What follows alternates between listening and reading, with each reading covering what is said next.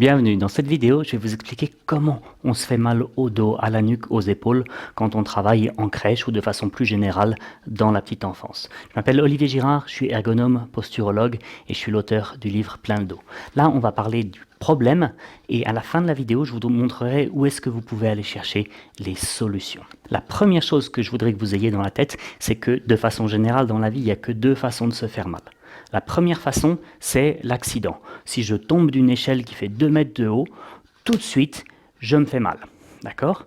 Et à chaque fois que je tombe de la même échelle, je me fais mal de la même façon. Par contre, quand on me soigne, puisque les causes font partie du passé, il suffit de s'occuper des symptômes.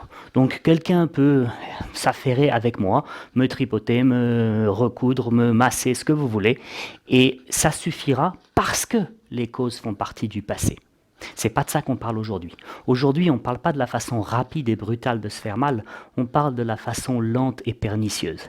Cette façon lente et pernicieuse, elle s'appelle l'accumulation. L'accumulation ou trouble musculo-squelettique quand on veut avoir un langage un peu plus scientifique. Les troubles musculo-squelettiques ou TMS ne sont pas liés à un événement unique, ils sont liés à une série d'éléments, souvent liés à votre environnement de travail et ou à vos habitudes. Et vous voyez, finalement, on peut prendre l'image d'un verre qui se remplit petit à petit. Le verre, c'est ce que vous voulez.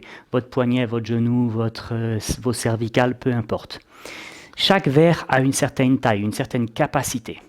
Et la vie fait que, par le robinet, je vais mettre de la charge mécanique dans le verre. Cette charge mécanique, je vais éventuellement pouvoir l'évacuer du verre en dormant, en faisant des exercices, etc. Ça, c'est la paille. Et fonction de robinet versus paille, le niveau dans le verre va évoluer. Et si, par malheur, le niveau grimpe, alors, un jour ou l'autre, je vais m'approcher du bord. Jusqu'à ce que je sois au bord, je ne ressens rien. Par contre, au moment où j'arrive au bord du verre, là, je fais comme d'habitude. Sauf qu'aujourd'hui, le verre déborde. Ce comme d'habitude, c'est ce que vous appelez un faux mouvement. J'ai fait un faux mouvement, j'ai la nuque raide, j'ai fait un faux mouvement, j'ai un lumbago. Non, vous n'avez pas fait un faux mouvement. Vous en avez fait des millions. Mais c'est le dernier que vous avez en tête parce que c'est lui qui a fait déborder le verre. Vous voyez, la grosse différence entre l'accident et l'accumulation, c'est que dans l'accumulation, à chaque fois que je fais la dernière goutte, normalement, il ne se passait rien. Ce n'est pas comme quand je tombais de l'échelle. Ouais, c'est ça qui différencie l'accident de l'accumulation. Et dans l'accumulation, en fait, les causes font toujours partie de mes habitudes, de mon environnement au moment où le verre déborde. Et par conséquent, s'attaquer aux symptômes ne va pas suffire. Il va aussi falloir s'attaquer aux causes. Et la première nouvelle de cette vidéo, c'est quoi? C'est qui est en charge des causes, c'est-à-dire qui est le ou la seule personne capable de gérer les causes, c'est vous. Jamais un thérapeute qui vous masse, qui vous manipule, ne pourra changer vos habitudes. C'est à vous de faire le boulot. Mon boulot, c'est de vous y aider.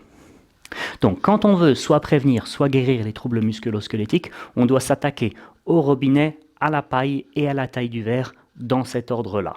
Finalement, l'image que je prends souvent, c'est celle des caries dentaires. Les caries dentaires sont aussi un problème d'accumulation. Qu'est-ce qu'on a appris à faire? D'une part, ne pas manger trop de sucre, ce qui veut dire maîtriser le robinet. D'autre part, se brosser les dents, ce qui veut dire utiliser la paille. Mais vous voyez, on ne m'a pas appris à bannir totalement le sucre. On ne m'a pas appris à couper le robinet. On m'a appris à maîtriser le robinet.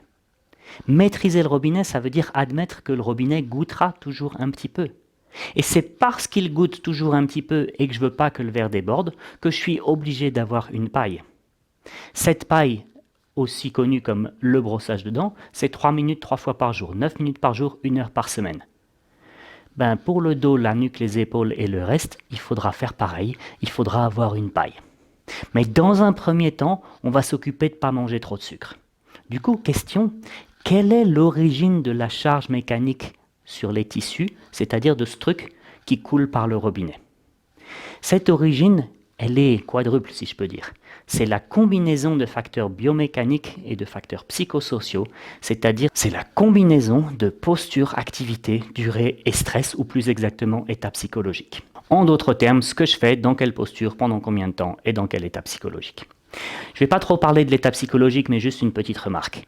La mère nature, en matière de stress, a prévu deux choses. 1, moins tu es stressé, mieux tu te portes. 2, le stress n'est pas une question de situation, c'est une question de situation qui rencontre une personnalité.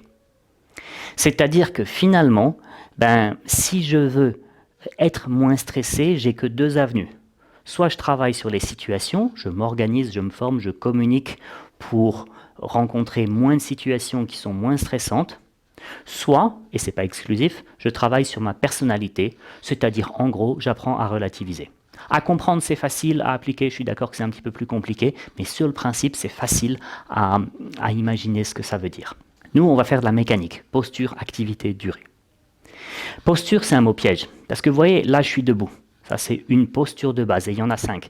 Debout, assis, couché, à quatre pattes, à genoux. Là, je suis debout, et là, je suis aussi debout, mais je ne suis plus dans la même posture. Donc vous voyez, je suis dans la même posture, mais en fait, je ne suis pas dans la même posture. Ce qu'un type comme moi, un posturologue, appelle posture, c'est ce que vous faites consciemment ou pas, volontairement ou pas, avec chaque muscle et articulation de votre corps, 24 heures sur 24, 7 jours sur 7. D'accord?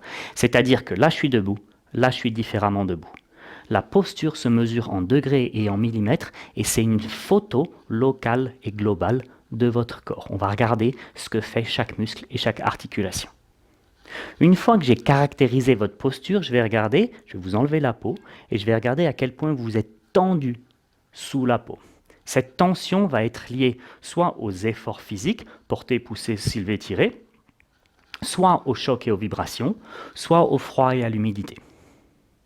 Puis une fois que j'ai vu si vous étiez comme ça ou comme ça, comme ça ou comme ça, je regarde pendant combien de temps et à quelle fréquence vous imposez ça à votre corps.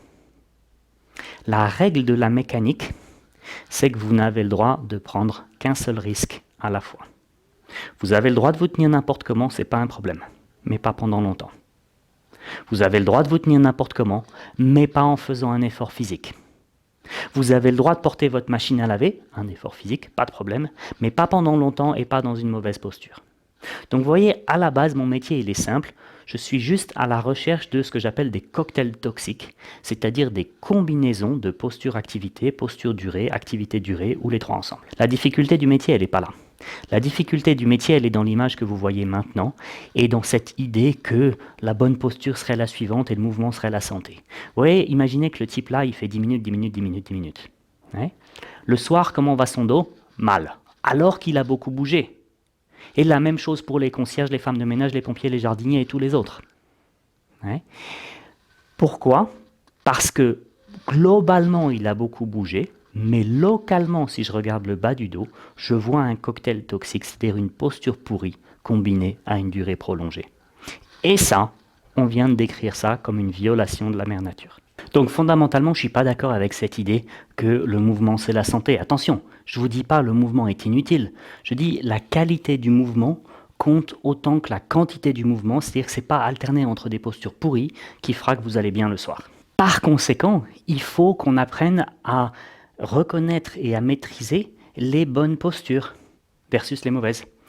Et pour vous aider à ça, je vais maintenant vous présenter un cadre à la fois universel et à la fois unique. Universel parce qu'il s'applique à tout le monde, je l'enseigne à tout le monde, et unique parce que c'est moi qui l'ai inventé, donc vous le retrouverez nulle part ailleurs, qui s'appelle les 3 règles de la posture. Ça fait des années que j'enseigne les 3 règles de la posture à des milliers de gens à travers le monde, quelle que soit leur profession, en privé, en pro, dans les loisirs. C'est pas les règles du fonctionnement du corps en crèche, c'est les règles du fonctionnement du corps, c'est-à-dire le mode d'emploi du corps posé par la mère nature, et il s'applique vraiment à chacun, moi y compris. Si vous suivez ces 3 règles, vous n'aurez jamais besoin de me voir. La règle 1 parle du dos, la règle 2 parle de la nuque, la règle 3 parle de comment je construis mon corps. La règle 1A dit que quand mon dos est avachi, c'est-à-dire rond et compressé, mon poids se reporte sur les disques et ça accélère la survenue d'hernie discale. C'est ce qui se passe typiquement quand je suis assis sur une chaise d'enfant. Vous voyez, mon dos est rond et compressé parce que ma tête va vers mon bassin. Le deuxième effet du dos avachi, vous voyez, regardez ce que ma tête va faire quand je m'avachis. La tête et les épaules partent vers l'avant et tout ça va être source de tension dans la nuque et les épaules. Puis le troisième effet du dos avachi, c'est que comme vous voyez, il plie mes poumons Et comme il plie mes poumons, il y a beaucoup moins d'air dans mes poumons. Quand je fais les tests d'inspiration profonde puis expiration contrôlée, je me rends compte qu'il y a 2 à 3 fois moins d'air dans mes poumons si je suis complètement avachi que si je suis comme ça.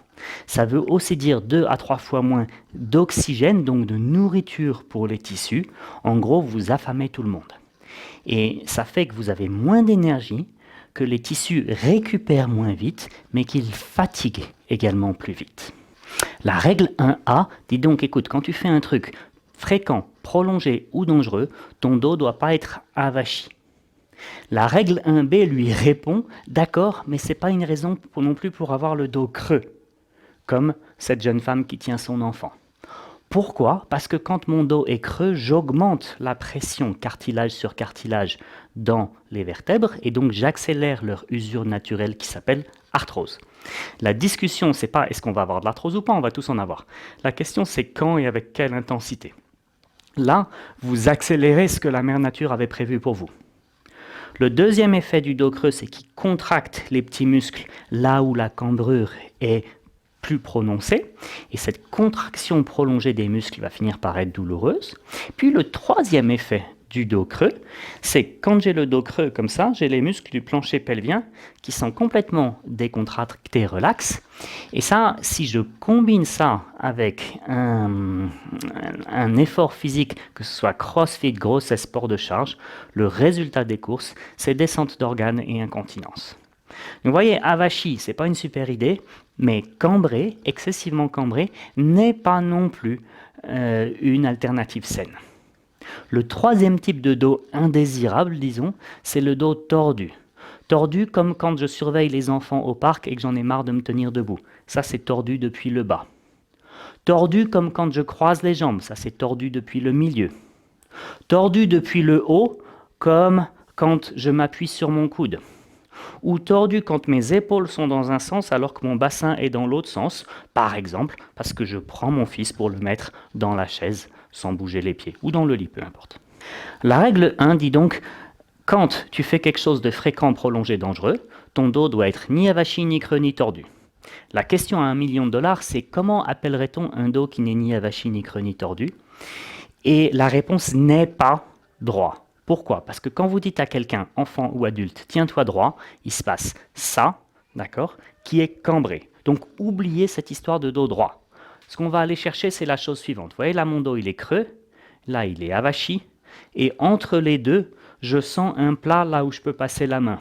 C'est pas le dos plat du radiologue qui, lui, est pathologique, c'est le dos plat du mec qui passe sa main dans son dos et qui sent quelque chose de rectiligne.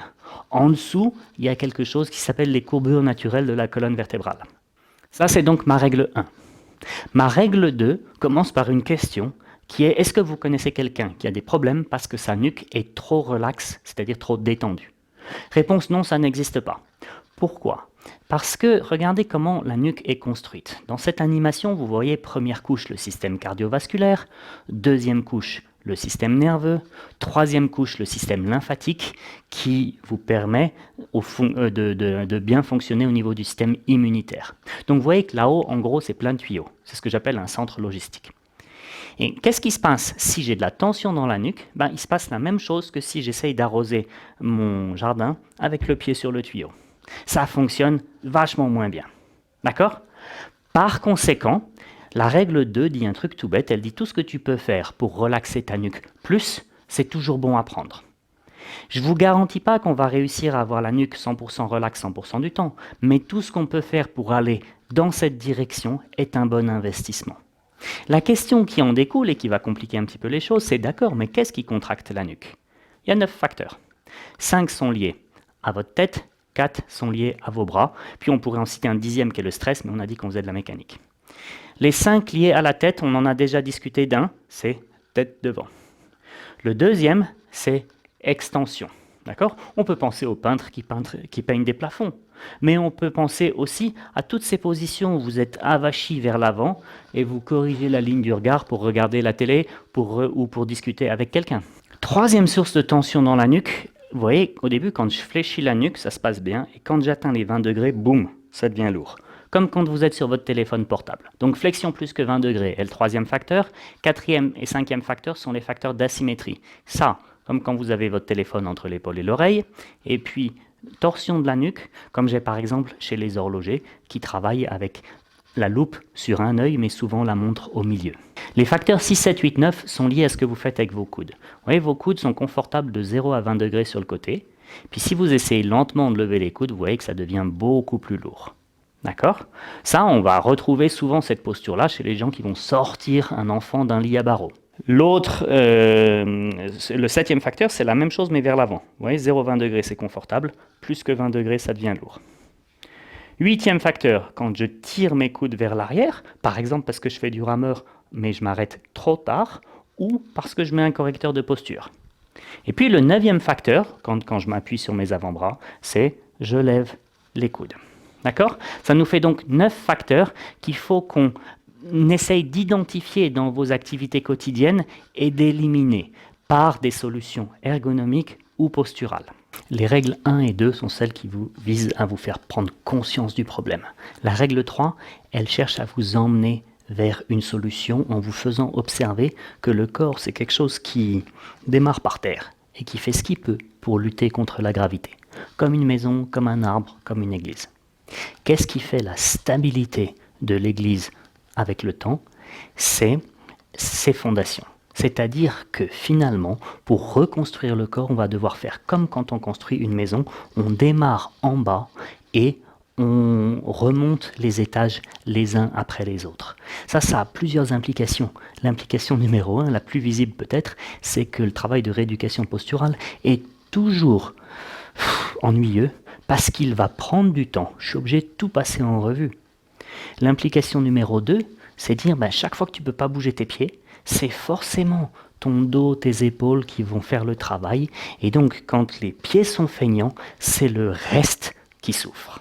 Ce qui signifie que, en pratique, je ne vais pas avoir besoin de vous apprendre à contrôler le dos pour le port de charge. Je vais avant tout avoir besoin de vous apprendre à bouger les pieds. Ce qui est aussi beaucoup plus facile parce que mes pieds sont juste là et il est assez facile d'en prendre conscience.